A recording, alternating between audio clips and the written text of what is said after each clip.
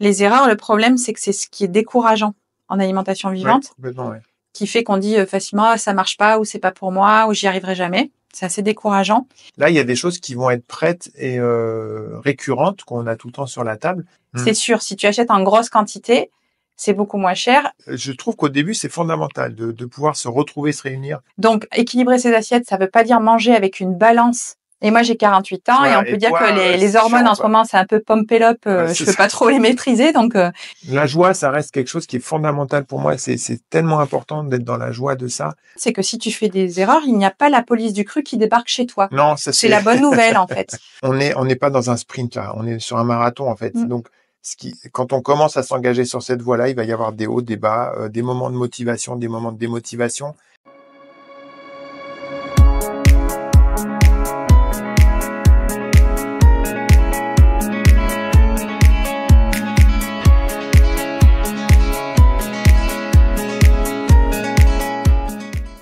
Bienvenue sur Rock and Roll, le podcast en mode vivant.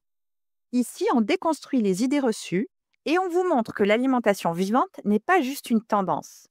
C'est un mode de vie simple, accessible et rempli de bienfaits. Que vous soyez curieux, novice ou déjà convaincu, Rock and Roll est là pour vous inspirer, vous guider et surtout vous prouver que manger vivant, c'est fun, facile à intégrer dans son quotidien. Dans chaque épisode, retrouvez des conseils pratiques, des découvertes surprenantes et des astuces pour adopter une vie plus saine et sans prise de tête. Allez, c'est parti. Salut Eric. Coucou Aurélie. Bienvenue dans ce nouvel épisode. Donc là, aujourd'hui, tu sais de quoi on parle? Oui. On parle des erreurs courantes des débutants en alimentation vivante. Donc, il y a 15 jours, on a parlé des modes de conservation. On a donné pas mal de conseils et des erreurs à éviter. Là, on va vraiment faire tout un épisode autour des erreurs parce qu'en fait, comme tu l'as très bien dit il y a 15 jours, c'est que les erreurs, le problème, c'est que c'est ce qui est décourageant en alimentation vivante, qui fait qu'on dit facilement ah, ça marche pas, ou c'est pas pour moi, ou j'y arriverai jamais. C'est assez décourageant. Et dans 15 jours, ce qu'on verra, c'est comment socialement ça peut se passer quand on mange comme ça et que l'extérieur mange différemment. Très important aussi. Très important aussi. Donc là, on a fait une sorte de continuité.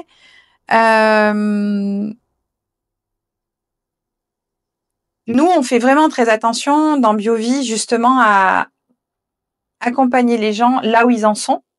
C'est-à-dire que dans notre clientèle, on remarque qu'il y a des personnes qui sont vraiment des néophytes, qui n'y connaissent absolument rien. On se rend compte qu'il y a aussi des personnes qui, par exemple, vont garder une alimentation traditionnelle, mais vont craquer sur un aliment, comme par exemple le tartare d'algues ou les fruits lyophilisés pour remplacer les bonbons. Et on a des personnes aussi qui sont très qualifiées, c'est-à-dire ça fait des années, voire autant de temps que toi, donc ça veut dire presque 20 ans, qui consomment en alimentation vivante. Et étonnamment, c'est quand tu as le plus d'expérience que tu as le plus de mal à revenir à des explications basiques. Et oui, et moi, les personnes qui n'y connaissent rien, alors là, moi, je m'assieds, je les écoute parce que c'est les plus précieuses à comprendre parce que c'est tellement loin pour moi maintenant. Là, moi ça remonte à 2005. Donc oui, ça fait 20 ans. Hein. Et ces personnes-là sont vraiment... elles me posent des questions très basiques pour moi, mais que j'ai oubliées. Ah oui, mais c'est vrai, on fait comme ça, mais c'est très important d'écouter des personnes qui et de les accompagner. Complètement, c'est hyper important pour nous. Donc, on va regarder un petit peu les différentes erreurs qu'on a relevées justement par expérience des retours des clients qu'on avait. Et vraiment, le but, c'est d'aider les gens à leur faire bénéficier de nos conseils et de notre expérience pour que justement ce soit plus facile la mise en pratique pour eux. Alors, dans les erreurs, donc il y a des erreurs qui sont liées à la planification. Oui, alors justement, on en a parlé un peu avec le mode de conservation. Il faut comprendre que ça va demander une réorganisation plutôt mentale de la façon de s'organiser pendant la semaine. À savoir qu'en fait, on va pas tout le temps s'organiser, un peu comme on fait classiquement, préparer le repas juste avant qu'on mange. Là, il y a des choses qui vont être prêtes et récurrentes qu'on a tout le temps sur la table et qu'on a préparé d'avance, donc qu'on a conservé. C'est un petit peu ce qu'on a vu la semaine dernière en mode batch cooking, quoi. Et après, par rapport à la saison ou à ce qui est disponible en ce moment, là, on va apporter de la variété. mais ça demande à reconsidérer une façon de s'organiser. Et si on a bien compris ça devient facile, en fait, je trouve. Alors moi, j'ai un conseil générique qui a donné, que c'est comme ça que moi j'ai commencé. C'est surtout comme ça que j'ai pu vraiment l'inclure dans mon quotidien, que j'ai pas lâché. C'est en fait, quand tu commences en alimentation vivante, c'est te réunir avec des personnes qui sont dans la même démarche que toi. Très important. Donc, c'est vraiment aller vers des sites qui sont spécialisés. Donc, par exemple, BioVie, il y en a d'autres. Hein. Et c'est surtout sur les réseaux, il y a beaucoup de groupes. Oui. Donc, notamment sur Facebook, sur Telegram. Maintenant, on retrouve aussi, si vous tapez Raw Food ou alimentation vivante sur Pinterest, il y a énormément de conseils. Donc, c'est vraiment ça. Et il y a donc les erreurs qui sont liées à la planification, mais c'est aussi par rapport à la logistique. C'est-à-dire que, par exemple, des fois, le reproche qu'ils font en alimentation vivante, c'est que c'est cher. Si tu achètes en petite quantité, c'est sûr. Si tu achètes en grosse quantité, c'est beaucoup moins cher. Tu commences aussi t'as un petit peu des filons, t'as d'autres filières un peu parallèles que les endroits où tu achètes habituellement. Comment grouper. Voilà, mais ouais, exactement. Mais par contre, ça demande aussi de savoir conserver. Donc, par exemple, peut-être que t'as jamais eu l'habitude de conserver avec des bocaux. Oui. Là, tu vas te mettre à faire de la place dans ta cuisine pour les bocaux. Les poubelles que tu vas remplir ne seront pas les mêmes. Donc, tu as intérêt d'avoir un truc pour les déchets verts, des composts, des choses comme ça. Donc, voilà. Donc, ça, c'est vraiment la première des choses. Mais vraiment, pour éviter toutes ces erreurs-là, c'est vraiment de faire les choses en groupe, en fait. Oui, et d'être avec des personnes qui sont plus expérimentées et d'autres moins expérimentées, c'est important. D'être dans une sorte de dynamique d'évolution, on va dire. Ouais, complètement, ouais. Et je trouve qu'au début, c'est fondamental de pouvoir se retrouver, se réunir. Après, idéalement, physiquement, hein, c'est-à-dire de faire ça ensemble, mais ça peut se faire à distance. Hein. Il y a effectivement, il y a plein de groupes de soutien, et ça, c'est précieux au début parce qu'on se sent assez isolé. On va avoir peut-être quelques difficultés sociales avec la famille ou avec les amis qui vont pas comprendre notre démarche, et de se mettre en réseau et en lien avec des personnes qui sont un petit peu aussi comme ça dans cette remise en question de l'alimentation classique. Ça vient nous soutenir et ça vient renforcer notre estime de nous et notre envie d'avancer, quoi. Et participer en présentiel à un atelier d'alimentation vivante, c'est toujours génial. Aussi, ouais. Comment les trouver si t'es pas fan des réseaux ou quoi que ce soit? Il suffit que tu ailles souvent dans le magasin bio à côté de chez toi, et tu sais, à l'entrée, tu as souvent des cartes de visite ou des panneaux d'annonces et tout ça. Et c'est très, très, très, très, très souvent que tu trouves stage en alimentation vivante ou cours de cuisine. Y aller au moins une fois, c'est important, parce que là, c'est l'endroit idéal pour poser des questions. Donc ça, c'était les erreurs qui sont liées à la planification pour vraiment pouvoir ancrer ça dans son quotidien. Et donc, le deuxième, ça va être les erreurs alimentaires. Alors là, je te dis ce qu'on a noté, les conclusions qu'elle en est arrivée. Donc, il y avait ne pas équilibrer suffisamment ses repas, consommer trop de fruits ou de noix. Ah ouais, ça c'est. On est d'accord. Souvent, Voilà. Et confondre détox et alimentation. Alors, je rajouterai. On l'avait pas marqué, mais moi, j'ai vraiment besoin d'en parler. Surtout maintenant qu'on fait les resets de transformation. Ah oui, complètement. C'est très, très important. Ça, je peux en parler, mais c'est une ornière dans laquelle beaucoup de personnes se fourvoient, au début. C'est-à-dire que, et j'en ai parlé hier, on a fait un podcast, j'en ai parlé, c'est vraiment important. C'est qu'en fait, au début, quand vous démarrez en alimentation vivante, votre corps va récupérer l'énergie, en fait. C'est-à-dire que vous allez alléger le travail digestif, vous allez amener des enzymes dans votre système, et donc, en fait, le corps, il va avoir, il y a plein de trucs qui vont être plus light, plus légers pour lui, quoi. Et qu'est-ce qu'il va faire de cette énergie? Il va nettoyer, en fait. Je vais pas reprendre mon exemple de l'atelier menuiserie, mais bref, en tout cas, que je prends pour les enzymes, mais quand le corps récupère de l'énergie, il va consacrer plus d'énergie au nettoyage. Donc, forcément, alors, encore plus si vous le faites de façon un peu brutale, si vous passez du jour au lendemain à ce type d'alimentation, ce qu'il faut pas faire. Tu as un excessivement mauvais exemple dans ce domaine. Là, on a la détox qui arrive tout de suite. Mais quand on a plus de végétal, plus de cru dans son alimentation, le corps va aller s'occuper des choses dont on ne s'est pas occupé. Donc, on va ressentir, on va dire, des désagréments, parce que c'est pas des maladies ou des pathologies, parce qu'il y a des choses qui vont se remettre en circulation, qui vont être éliminées. On peut peut-être en citer quelques-unes. Donc, les cheveux gras, des boutons sur la peau, de la nausée, déjà, tu y vas fort, je trouve. Mais t'as des petits trucs, genre les aftes, tu sais. Oui, des aftes. Enfin, c'est beaucoup au niveau de la peau. On peut avoir des maux de tête aussi. On peut avoir le chat dans la gorge, là. Ouais, montagne russe émotionnelle au début. Enfin, en fait, il y a pas mal de symptômes qui sont physiques ou aussi émotionnels et mentaux. Il y a aussi la partie émotionnelle, hein, parce que dans la détox, il y a tellement de choses au niveau de l'émotionnel et surtout en France autour de l'alimentation que voilà. Mais la différence, c'est que là, on va passer de se remplir, donc pour un peu cacher les émotions et les contenir, à se nourrir. Donc c'est différent en fait. C'est radicalement différent. Donc vous allez pouvoir expérimenter si vous le faites de façon brutale, ce qu'on déconseille, sauf s'il y a urgence. Ou s'il y a bon encadrement. Voilà, ou si c'est dans le cadre d'une semaine avec des personnes, etc. On va avoir ces symptômes qui vont arriver. Et il y a des personnes qui font un shortcut, là, ils font un raccourci de ok, c'est pas pour moi. Ça me rend malade. Je suis trop vieux, mon intestin est fatigué, je vais pas. Non, c'est pas l'alimentation qui vous rend malade. Et on le cite, mais c'est pas obligatoire. Hein. Attention, on n'est pas obligé de passer par là. Mais si on a un historique un peu particulier avec une alimentation qui va peut-être être chargée en produits laitiers, en gluten, ou on a eu des comportements un peu, je sais pas, sur des produits addictifs dans le passé ou ultra transformés, peu importe. On peut avoir, mais c'est pas obligatoire. C'est comme les crises d'adolescence, c'est optionnel. Hein. Une crise d'adolescence, là c'est pareil. Donc, ce n'est pas parce que vous êtes en crise ou en difficulté temporaire que c'est pas fait pour vous en fait. Et il faut être attentif à ça. Et donc, on vous invite soit, si ces petits inconforts ou espaces où vous n'êtes pas bien sont trop denses, à diminuer ou aller moins vite. Mais en tout cas, vous allez passer de l'autre côté du pont à un moment donné et ça va s'arrêter, quoi. Ça va pas continuer. Mais en fait, là, tu m'as squeezé 2 sections, en fait. Parce que là, t'es parti directement, ce que je comprends, parce que pour toi, c'est le truc qui est le plus important, mais t'es parti sur une section qu'on avait notée qui était les erreurs d'attente et de suivi. Oui, tu vois, c'est l'attente que tout se passe bien, que ce soit le paradis, tout ça.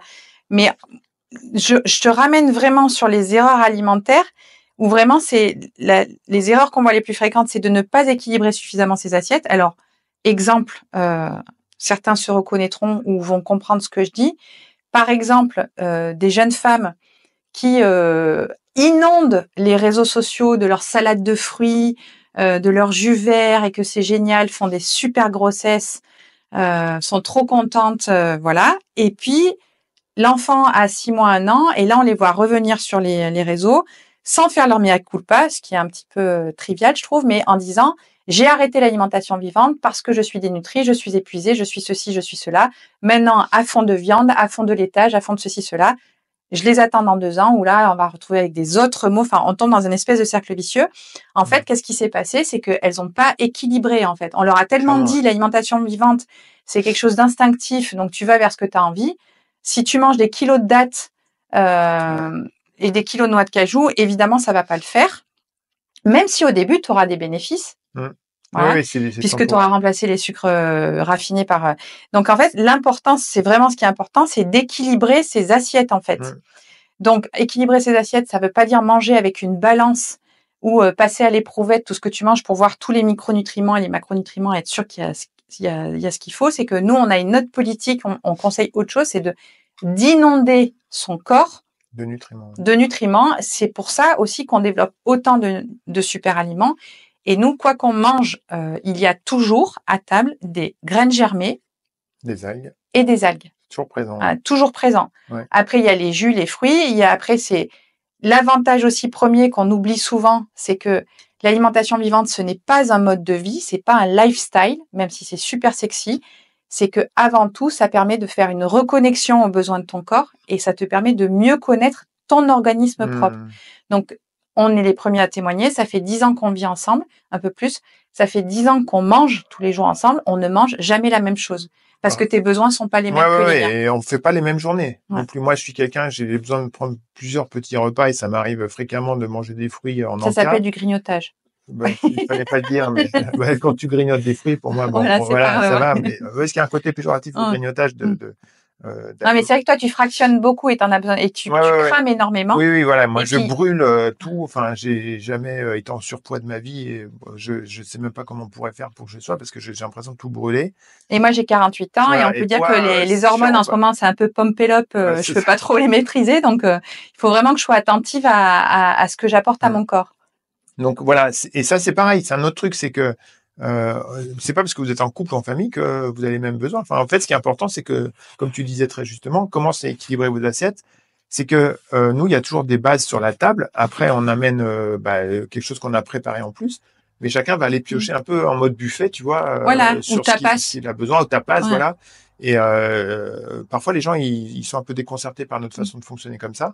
Mais comme ça, on est chacun. Enfin, en fait, ce qui est important quand on est à table, c'est d'être en lien, quoi. Enfin, c'est d'être de passer un moment ensemble, de pouvoir parler.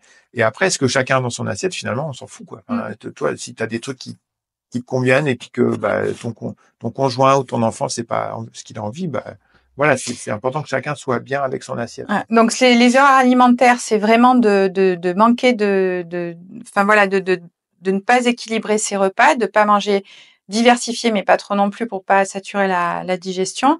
C'est faire la part belle à tout ce qui est super aliment, c'est-à-dire eau de mer, tout ce qui est pollen, exactement, les algues, les micro-algues. Clairement. Enfin voilà, c'est vraiment faire la part belle à tout ça. Et t'as oublié la lacto d'ailleurs. On a souvent la lacto sur la table. On a graines germées, algues et lacto. Oui. C'est un peu les trois bases. Mais plutôt par saison la lacto. Ouais, la lacto en mois d'août, non, on n'a pas trop, mais. Et après l'autre erreur dont j'en ai parlé un peu avant, c'est l'histoire de trop de fruits. Oui. Manger trop de fruits ou trop de noix. Ouais. Parce que quand vous sortez d'une alimentation traditionnelle où votre palais il est habitué au sucré, salé, épicé, point, ou fade, quand vous allez vous détoxifier, on va dire, de tout ce qui est café, sucre industriel et pâtisserie, tout ce qui est laitage, vous allez vous rendre compte qu'il y a un panel, mais juste infini, de noix, de graines, de fruits, et on a tendance à accumuler. Et le corps suit. Hein. Oui, on peut avoir tendance, par exemple, à se sentir super bien en mangeant pendant 10 jours que des fruits, surtout quand il fait beau et quand il fait chaud. Mais alors la note, après, quand tu te la prends, c'est souvent c'est de l'épuisement et c'est de la détoxification qui est très très intense et qui tourne en boucle dans le corps qui n'a pas le temps de sortir. Beaucoup, Donc c'est très important d'amener, comme tu disais tout à l'heure, des fibres, super important. Et tout ce qui est enfin voilà, de vraiment faire attention que ce soit varié et que les noix, moi personnellement j'en mange tous les jours, mais c'est une petite poignée quoi, enfin c'est des petites quantités quoi. Voilà, beaucoup de choses mais en petite quantité, prendre le temps de bien mastiquer. Et le troisième, j'avais dit, c'est je n'arrive même plus à me rappeler, mais on parlait donc c'était équilibrer ses repas, c'est faire attention de ne pas consommer trop de fruits et de noix et de ne pas confondre détox et alimentation quotidienne. Oui. Il peut y avoir des périodes aussi, des périodes qu'on consacre à la détox. Ça peut être un moment aussi dans le mois, dans l'année. Donc là, on va s'alimenter de façon un peu spécifique. Mais c'est bien de le mettre de côté, enfin de pas essayer de se dire mon alimentation c'est ça doit me nettoyer, parce que c'est là que viennent après les troubles du comportement alimentaire, que ce soit la boulimie, l'anorexie, l'orthorexie. Voilà, c'est pas un idéal, c'est surtout prendre plaisir. La joie, ça reste quelque chose qui est fondamental pour moi. C'est tellement important d'être dans la joie de ça. Et en fait, j'oppose souvent la joie à des dogmes et à des idées qu'on essaie d'atteindre, des idéaux de pureté, etc., qui sont beaucoup présents dans l'environnement dans lequel on évolue. Non, là, ce qui doit rester au cœur des repas, c'est la joie relationnelle. Et je vous dis, on peut manger des choses différentes au repas, ça pose aucun problème. Et c'est bien d'en parler avec ses proches aussi. Mais effectivement, la détox, on peut avoir de la détox un peu douce, et si on a vraiment besoin de faire des détox, il y a moyen de faire, de consacrer un moment à ça, qui peut se faire ou pas en même temps que les repas, enfin, ou alors ça peut être juste quelques jours qu'on consacre à ça, mais voilà, c'est important de rester doux avec soi, quoi. Dans les erreurs, donc les grands types d'erreurs, donc il y a les erreurs de conservation. Là, moi, je te propose on vous incite à écouter le dernier épisode parce qu'on a vraiment détaillé sur la conservation. Et on va plonger encore plus là où tu es allé au début. C'était les erreurs d'attente et de suivi. Donc, la plus grosse erreur, c'est, viser le 100%. On est d'accord? Ouais. Alors, il n'y a pas de, enfin, c'est assez franco-français, cette histoire. Parce que de voyager à l'étranger, on a beaucoup voyagé cette année, je sais pas pourquoi, en France, on a l'impression que c'est blanc ou noir. C'est-à-dire que soit on est en alimentation vivante et on fait tous ses repas à 100% alimentation vivante, soit on est en échec, on n'y est pas arrivé, quoi. Enfin, et pas du tout. C'est qu'il y a on a beaucoup plus de bénéfices à avoir de façon régulière des apports végétaux et crus le plus possible. Je veux dire le plus possible par rapport à l'environnement, par rapport à la saison, par rapport à la famille, par rapport à comment on se sent, par rapport à ce par quoi on est attiré, que de mettre un espèce de truc inatteignable en ligne de mire. Et voilà, donc nous, clairement, moi, il y a des semaines entières où je suis à 100%, mais je m'en rends même pas compte, en fait. C'est voilà, je suis à 100% cette semaine, et puis la semaine d'après, ça va être différent. Et après, on peut avoir des variations. Et là, quand on voyage et qu'on mange à l'extérieur, des fois, les propositions sont un peu limitées, surtout dans les pays où ils mangent beaucoup de nouilles et de soupe de nouilles, n'est-ce pas? Voilà, donc nous on s'est retrouvés, à Ho Chi Minh. Voilà, avec des soupes, il y avait que des soupes de nouilles, quoi. Je veux dire, on était les seuls blancs à 2 kilomètres à la ronde, là, dans la banlieue, et donc il y avait pas moyen de trouver. Donc on a pris des soupes de nouilles, mais bon, c'est pas grave. On a fait ça pendant quelques jours, et puis après on revient. C'est toujours l'histoire des bidibules. Tu sais, les bidibules, tu les penches et ils sont un peu, voilà, et hop, ils se remettent. Ils reprennent leur axe au bout d'un moment, mais c'est d'avoir juste, on a une ligne de conduite et il faut être doux avec soi et accepter de sortir de ces lignes de conduite. Mais sur le long terme et le très long terme, et moi je peux en parler, ça fait 20 ans, en fait, voilà, c'est juste garder son axe et il n'y a pas de problème à sortir de son axe de temps en temps quand c'est avec la famille, avec les amis, parce qu'on est dans un resto où il n'y a aucune option. Ou parce qu'on a une envie, ou parce que, on garde des nourritures émotionnelles. Si on sent un flanc qui sent celui que faisait la grand-mère ou quoi que ce soit, on a envie de replonger. Ouais. Mais en fait, pour moi, si tu veux, c'est cet écueil-là, il arrive quand on n'est pas clair sur ses objectifs, en fait. C'est quoi l'intention? Est-ce que l'intention, justement, c'est d'être en bonne santé soi-même et de faire la connaissance de son corps, ou est-ce que c'est une sorte de quête de pureté et d'idéal, de vouloir être exemplaire, qui est complètement illusoire, surtout qu'on l'a vu et revu, c'est que les personnes se présentant publiquement comme exemplaires, quand on va dans les coulisses, on voit que c'est loin d'être la réalité. C'est clair. Alors que si tu arrives en détendant tout le monde en disant « Ok, tu fais ce que tu peux », le principal, c'est pas que tu manges ce que je t'ai dit, mais c'est plutôt que toi, tu te sentes bien. Les résultats sont pas les mêmes, en fait. Oui, et on a envie d'y retourner, du coup. Et en fait, on reste sur une forme de stabilité parce que tu évoquais des personnes sur les réseaux qui sont à fond pendant un moment, puis après, tu les vois 2 ans après qui ont plongé ou qui ont, ça, c'est des écueils qui sont réguliers, en fait. C'est aussi lié à une espèce d'enthousiasme qu'on peut avoir au début. On a envie de convertir tout le monde, on a envie d'en parler à la terre entière.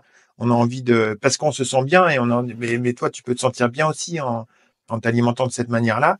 Et en fait, il faut juste rester doux et soft avec soi et rester dans quelque chose qui est oui, et puis se rappeler que quand tu vis l'expérience, t'es peut-être pas le mieux placé pour guider les autres aussi. Ouais, quand t'es au début, ouais. Quand t'es au début, c'est avoir l'humilité de te dire, ok, je suis au début, j'attends de pratiquer un petit peu quelques années, d'avoir fait des erreurs, d'avoir trouvé les solutions moi-même à ces erreurs-là, et après les partager. Ouais, non, tout à fait. Voilà, de toute façon, c'est un chemin, quoi, mais. Ouais, et en plus de ça, la bonne nouvelle quand même dans cet épisode qui s'appelle les erreurs courantes des débutants en alimentation vivante, c'est que si tu fais des erreurs, il n'y a pas la police du cru qui débarque chez toi. Non, c'est la bonne nouvelle, en fait. Donc c'est important, c'est important. Alors j'ai pas de questions, on m'a pas fait de retour de questions sur cet épisode-là. Est-ce que toi tu as quelque chose là, pour moi on a bien balayé. Est-ce que tu as quelque chose à rajouter? Moi, c'est vraiment la dimension sociale, la dimension douceur avec soi, voilà. Et s'il y a un doute, peut-être, c'est se faire accompagner aussi par un naturopathe. Il faut pas hésiter à avoir un naturo qui vous accompagne, à avoir un ami ou quelques amis que vous pouvez partager un petit peu vos hésitations là-dessus. Voilà. Donc, il faut être soft, quoi. Et en fait, je pense que ce qui est important pour moi, c'est on n'est pas dans un sprint là, on est sur un marathon en fait. Donc quand on commence à s'engager sur cette voie-là, il va y avoir des hauts, des bas, des moments de motivation, des moments de démotivation. l'idée, c'est pour avoir le maximum de bénéfices sur son physique, sur son mental, c'est d'avoir quand même cette ligne de conduite sur le long cours, en étant tranquille avec soi et en cherchant pas à atteindre des idéaux. On l'a dit de plusieurs manières, mais ça reste pour moi, les échecs là et les erreurs et tout ce qui va aller de travers, c'est beaucoup lié au social et à notre relation nous avec nous, comment on se voit et est-ce qu'on est tolérant avec soi-même aussi. Donc petite note, petite touche de fin très positive, c'est encourager. Encourager à oser vivre une expérience différente. Complètement. Et encore une fois, alors ça c'est quelque chose j'en ai parlé mais je le redis parce que c'est très important. En fait, on va pas pouvoir rester sur ce type d'alimentation avec son mental, avec une volonté mentale. C'est en fait, moi aujourd'hui, pourquoi je reste là-dessus? Parce que je me sens bien avec ça en fait. Et dès que je fais des écarts trop longtemps, je me ressens pas bien. J'ai le brain fog qui vient, le brouillard mental. Là. Quand même que je précise, parce que ce que tu mets derrière mot écart, c'est quand tu te manges par exemple de la quinoa cuite. On ne parle pas que tu te prends une cuite ou que tu ressors un paquet de clopes ou que tu manges. Voilà, non mais je définis ce qu'est écart pour toi. Oui, pour moi les parce écarts. Parce que t'es quand même très. Enfin, toi, on peut dire quand même que t'es dans une sorte d'asset par rapport à l'alimentation vivante. Oui. Alors moi, nous, par exemple, on a des amis qui pratiquent l'alimentation vivante, par exemple, de façon saisonnière. Pour eux, l'hiver, c'est même pas envisageable. Oui. Et ils le font que l'été. Enfin, toutes les périodes on va dire mi-mars jusqu'à mi-octobre. Mais donc non, pour moi les écarts c'est du végétal cuit quoi. Oui voilà. Non mais je reprécise parce que voilà, c'est non mais on a pour qui les écarts, tu vois, c'est se prendre une cuite, c'est aller au McDo, c'est non après pourquoi pas mais voilà, c'est jamais des trucs ça m'a jamais trop attiré tout ça. Mais je parle des écarts, par exemple ce qu'on a vécu au Vietnam à Ho Chi Minh là où voilà, il y avait que des soupes de nouilles pendant plusieurs jours ou de légumes. Et de légumes, mais on n'est pas allé se faire je sais pas ce qu'il y avait comme option. Du crocodile. Ah oui, il y avait du crocodile, ouais, ou des choses comme ça. Non, pour moi l'écart, c'est ça. Donc voilà, s'autoriser à faire ça. Et en fait, ce que je disais, c'est que moi, sur 20 ans, c'est parce que mon organisme, je me sens mieux qu'à 25 ans. C'est par les sensations corporelles, l'énergie que j'ai au quotidien, la clarté mentale que je conserve. Je reste pas à l'alimentation vivante pour poursuivre un idéal ou par conviction religieuse quasiment quoi, tu vois, c'est pas ça, c'est parce que moi je me sens bien comme ça et c'est ça qui fait que je garde cette motivation et cette envie, c'est uniquement ça, c'est pas j'adhère à un mouvement quasi religieux ou un truc qui est mental ou qui est idéologique, pas du tout quoi. Enfin c'est donc vous si dans votre cas vous allez vivre dans votre corps un meilleur sommeil, une meilleure énergie, d'avoir les idées claires pour vos projets, de bien vous sentir, de quasiment jamais être malade, enfin toutes ces choses-là. Quand ça s'ancre au niveau corporel, on a envie de rester dedans, quoi. Et c'est pas tiens, il y a une personne qui m'a parlé de cette idéologie à laquelle j'ai envie d'adhérer mentalement. Ça tient 2 ans, comme tu disais là, ces histoires de personnes qui font des yo-yo là. Donc voilà, vous verrez au long cours, mais je pense qu'on a plus de bénéfices à rester avec cet axe-là pendant des années et à faire des écarts que tu as rappelé comment c'était pour moi, que de faire d'être à fond pendant 1 an ou 6 mois et puis après tout envoyer valser parce que finalement on est allé jeter l'eau avec le bébé, ouais. Alors moi je pense qu'on a fait le tour. Ce qui est chouette, c'est que dans 15 jours on va parler de comment justement intégrer maintenant qu'on a bien compris l'alimentation vivante et que c'est un chemin expérimental avec des hauts, des bas, c'est surtout un chemin très personnel. On va parler de comment on l'intègre et comment entre guillemets on l'explique. Pourquoi on fait le prochain épisode? Parce que c'est souvent des retours qu'on a aussi quand on demande sur les réseaux ou à nos clients quels sont vos freins pour pratiquer plus ou pour rester alimentation vivante. C'est c'est mon entourage le problème social, en fait. Ouais. Voilà. Donc on vous retrouve dans 15 jours. À bientôt. À très bientôt.